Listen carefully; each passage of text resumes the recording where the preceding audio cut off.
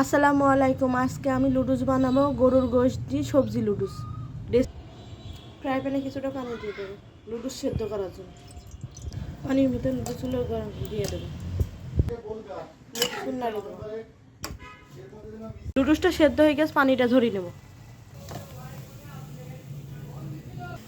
কাঁচামরিচ, পেঁয়াজ, গরুর মাংস, টমেটো, আলুটা ভেজে নিছি। ফ্রাই প্যানে কিছুটা সয়াবিন তেল দিয়ে দেবো। তেলটা গরম হয়েছে, কাঁচামরিচ দিয়ে দেবো।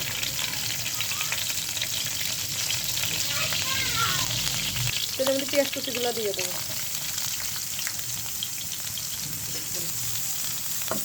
আরেকবার ভাজে দেবো ভালোগুলো।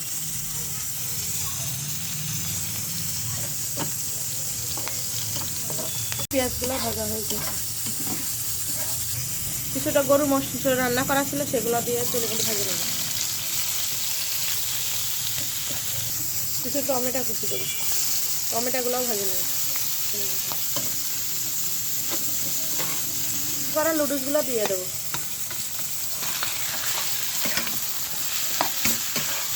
নেড়ে দেবো লুডুসগুলো, মিষ্টি নয়, স্বাদ মতো লবণ দেবো। লুডুসগুলো নেড়ে দেবো। কিছুটা ধনে পাতা দিয়ে দেবো। মশলাটা দিয়ে দেবো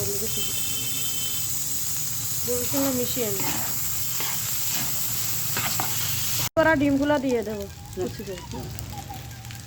ডিমটা সেদ্ধ করে নিয়েছি, ডিমটা দিয়ে দেবো, সেদ্ধ করা ডিমগুলো, সাদা অংশটা। লুডুসটা মিশিয়ে নেব। গ্যাসটা বন্ধ করে দেবো, দিয়ে ঢেলে নেব। লুডুসের রেসিপি রান্না হয়ে গেছে।